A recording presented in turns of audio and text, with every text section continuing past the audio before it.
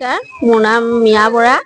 মই গড়চুক গাঁৱৰ পৰা বস্তু বিকিবলৈ আহিছোঁ মঙলবৰীয়া বজাৰ আৰু জগদোৱা গায়ন গাঁও বজাৰত বিকিবলৈ আহিছোঁ মঙলবৰীয়া বজাৰত। জাতিলাও, দীঘলতি, মাখিলতি আৰু পাণ তামোল সকলো বিকিবলৈ ওলাই আহিছোঁ। ল'ৰাকেইটাও লগতে লৈ আহিছোঁ। 10 টকাকে বিকিছোঁ।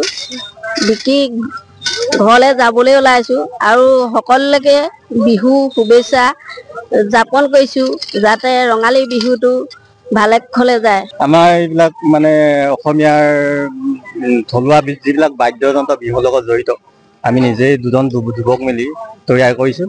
আমাৰ প্ৰস্তুতি প্ৰায় 3-4 মাহৰ আগৰ পৰা, হ'লেও আমি কৰি থাকোঁ মাজে সময়ে এইবিলাক কাম। মানে আমাৰ হাতত বাঁহী পাব, পেঁপা পাব, সুতুলি পাব, এইফালে গগনা পাব, এনেকুৱা ধৰণৰ যিবিলাক মানে আমাৰ অসমীয়াৰ ট্ৰেডিশ্যনেল মিউজিক সেইবিলাক আমাৰ হাতত পাব।